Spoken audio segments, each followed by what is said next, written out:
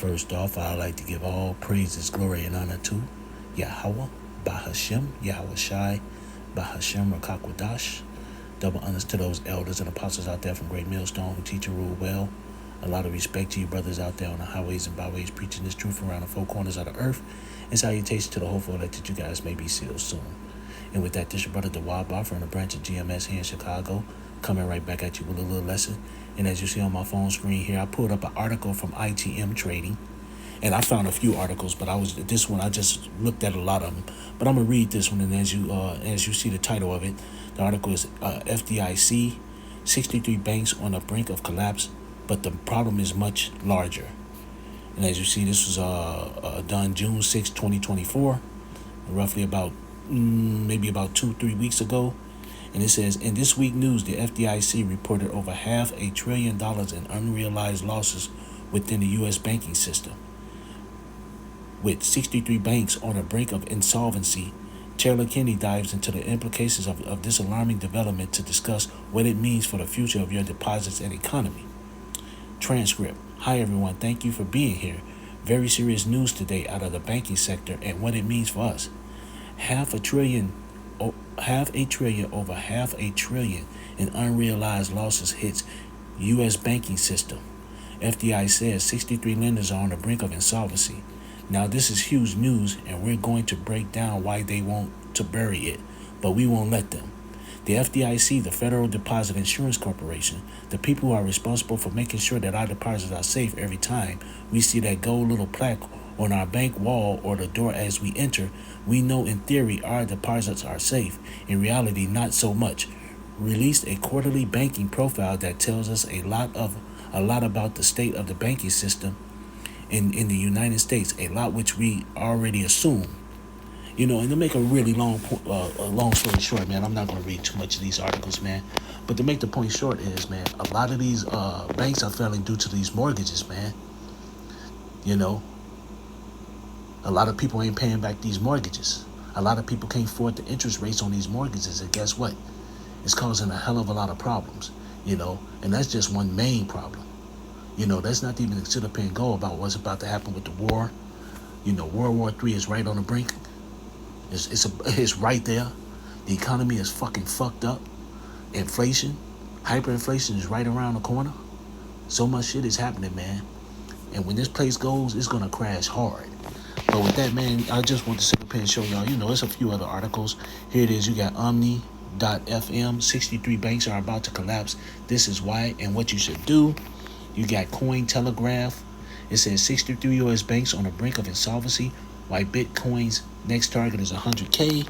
It says Business Insider, there are 63 problem banks and $517 billion in unrealized losses. FDIC.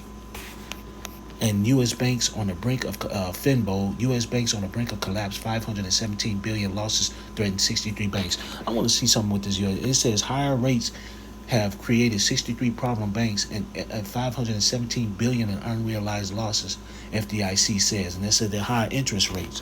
And that's going into the mortgage, man.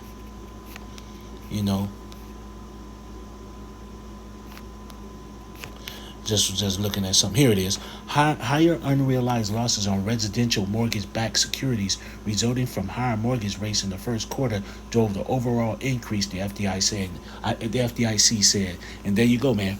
Mortgage rates have been on the rise since the start of the year, with the 30-year fixed mortgage rates rising from about 6.6% in early January to just over 7% today, according to the data from Freddie Mac. So there you go, man.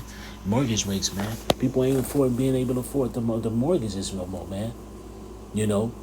What happened in that 2020, what happened in March 2020, man, fucked up a lot of people, especially the middle class, man. And here it is, they've been kicking the can down the road because, really, when you really think about it, in 2008, when all that shit happened, man, it was just a whole bunch of bad shit that happened with a lot of the mortgage thing then. But they keep kicking the can down the road. They keep putting band-aids on shit, man. It's just a matter of time for this shit collapse. But with that being said, man, I got Jeremiah 51.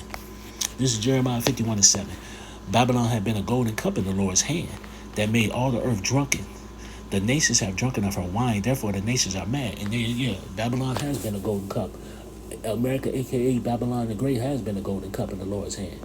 You know, these goddamn devils was blessed with this kingdom, and now their kingdom is about to fall, man. This place is about to go up, man. It's been the wickedness that's been running in this place. And they did make all these nations sit up here and believed in this system, the economy, you know, the military might of America, aka Babylon the Great, and all this bullshit. And now these nations are pissed off, man, because they see the dollar is falling, you know, and Babylon, America had a foothold on everybody. But this Jeremiah 51 and 8, this the point. Babylon is suddenly fallen and destroyed. How for her take balm for her pain? If so be she may be healed. We would have healed Babylon, but she is not healed. Forsake her and let us go everyone into his own country, for her judgment. For her judgment reaching unto heaven and is lifted up even to the sky. So this place, man, is through, man. This place is through, man. There's no more healing this place. World War III is right around the economy. The economy is crashing. These dollar bills are about to be nothing but for fire, to either warm up a fire. That's what they're about to be. You know, money is about to be fucking obsolete. And if you ain't got if you ain't got your how about you in trouble. Not unless you elites hiding in the bunkers in other countries. But other than that, man, if you're over here, this place is about to be through.